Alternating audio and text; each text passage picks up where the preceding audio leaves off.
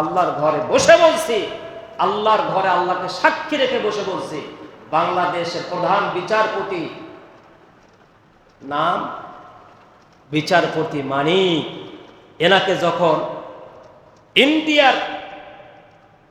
ইন্ডিয়ার যে সীমান্ত আছে ওখান থেকে যখন ব্যাক করে বাংলাদেশে পাঠায়, ওনাকে দেখার পরে আমার চোখ দিয়া পানি আসছে। আহারে দুনিয়া, কিসের গরম বলেন তো? কি নিয়ে গ্রাভিটি আর কিসের অহংকারী একটু বলেন না আমাকে, আমি শুনতে চাই। আমার ভাইয়েরা, মেয়াদ উত্তীর্ণ হয়ে গেলে এই পৃথিবী কাউকে রাখে নাই, আপনাকেও রাখবে না। মেয়াদ উত্তীর্ণ হয়ে গেলে এই পৃথিবী কাউকে রাখে নাই, আপনাকেও রাখবেন না। সামান্য সময়ের জন্য গ্রাভিটি, অহংকারী, তাকব্বরি নট এলাও, আল্লাহর কাছে এগুলো এলাও নয়। ইয়া মাশারাল জিন্নি ওয়াল ইনস ইন ইসতাতাতুম আন তানফুদু মিন আকতারিস সামাওয়াতি ওয়াল আরদ ফানফুদু লা তানফুদুনা ইল্লা বিসুলতান।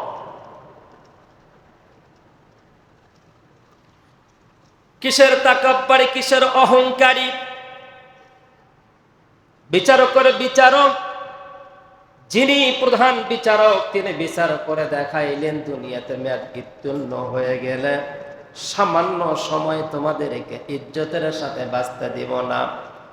মানিক সাহেবের ভিডিও দেখে চোখ দিয়া কেন পানি ঝরাইলাম বলতে পারবেন হুজুর?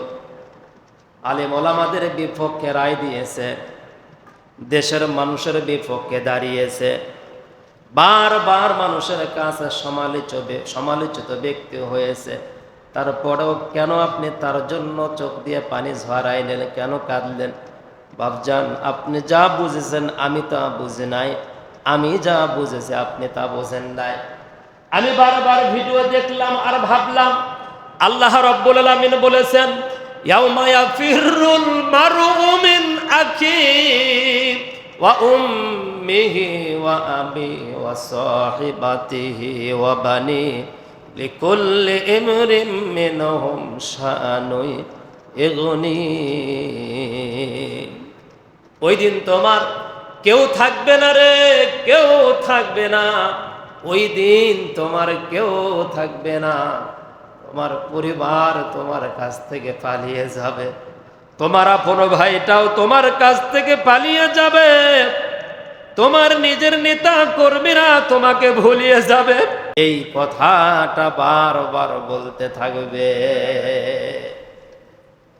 ইয়াউমা ইয়াফিরুল মারউ মিন আখি। আবার দিকে তাকান সম্মানিত ভাইয়েরা, ইয়াউমা ইয়াফিরুল মারউ মিন আখি, ভুলে যাবে। আল্লাহর কসম, আল্লাহর কোরআন বলেছে ভুলে যাবে। তখন ভাবলাম, যাহারে প্রধান বিচারপতি, ওনার প্রটোকল, ওনার পক্ষের লোক, ওনাকে এত দূর পর্যন্ত পৌঁছে দেওয়ার জন্য যারা ভূমিকা রাখলো, আহারে গ্রাম অঞ্চলে মানুষের কাছ থেকে মানুষ 2-4-5 হাজার টাকা যদি পায়, ওই মানুষকে ঘাড়ে গামছা লাগায়, মাজায় গামছা লাগায়, অথবা টেনে নিয়ে যায়, শহরে মামলা করে, অফিস আদালত হলে মামলায় চলে যায়। কিন্তু দেশের একজন প্রধান বিচারপতি তার গলায় গামছা লাগিয়েছে, এই দুনিয়াতে তাকে বাঁচানোর কেউ নাই। তুমি মরে গেলে তোমার পক্ষে কেউ কথা বলবে না, আল্লাহর কোরআন ব্যতীত, রসুল ব্যতীত কেউ বলবে না কথা। আমাকে বুঝতে ভুল করেছো তুমি। ওয়ালা আল কোরআন শাফিউ মাশাফফাউ ওয়া মাহিলু মুসাদ্দাকু মান জালাহু আমামাহু কদ্দাহু ইলাল জান্নাহ। আল্লাহর কোরআন তোমার পক্ষে সাক্ষী দিলে তুমি জান্নাতে। 30,000 ব্যারিস্টার উকিল আছে, বিচারপতি মালিকের পক্ষে কেউ নাই। এটা দেখে একটু কলিজা কাঁপে না? অহংকারী পায়ের সাথে মিশে যায় না? খারাপ লাগে না? একটু হুঁশ হয় না? বিবেক খোলে না? অহংকারীর কোন জায়গায় পৌঁছে গিয়েছেন আপনি? সাবধান, সময় এখনো আছে, সাবধান হয়ে যা। চোখটা বন্ধ হয়ে গেলে আপনার পক্ষে কেউ নাই।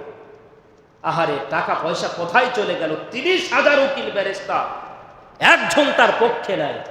এবং তাকে কোর্টে উঠাইতে মানুষ এতটাই ক্ষিপ্ত, মারতে মারতে অনলাইনের মাধ্যমে যা জানতে পারলাম 2টা অন্ডকোষের পুরুষাঙ্গের একটা নষ্টই করে দিয়েছে। সম্মানিত ভাইয়েরা, আল্লাহ আমাদেরকে ধৈর্যশীল হওয়ার তৌফিক দান করুক, বলেন আমিন। অপরাধী কেউ থাকলে আদালত আইন আছে, তার বিচার হবে। সম্মানিত হাজিরিন ইকরাম, প্রিয় উপস্থিতি, তাহলে 3 নাম্বার আপনার বন্ধু হবে ইমানদার। আল্লাহর প্রতি যারা ঈমান এনেছে তারা হবে আপনার বন্ধু, আর যদি তারা হয় আপনার শত্রু, তাহলে আপনার অবস্থা দুনিয়াতে যেমন আখিরাতে কি হবে দুনিয়ার আলামতই তো বুঝতে পাচ্ছেন। কথা বলেন ঠিক কিনা? ওমাইয়াকুসিব নাফসান খতিআতান আও ইসমান সুম্মা ইয়ারমি বিহি বারিআন ফাকাদ ইহতামালা বুহতানাও ওয়া ইসমাম মুবিনা।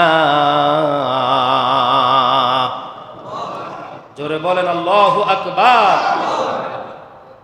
আল্লাহ রাব্বুল আলামিন বলেন, এই সমস্ত সন্ত্রাসীরা, এই সমস্ত অপরাধীরা দুনিয়ার জিন্দেগিতে এরা অপরাধ করে, দুনিয়ার জিন্দেগিতে এরা সন্ত্রাসী করে, এরা সন্ত্রাসী করার পর, অপরাধ করার পর এরা অপরাধগুলো নিজের কাঁধে কখনো নেয় না।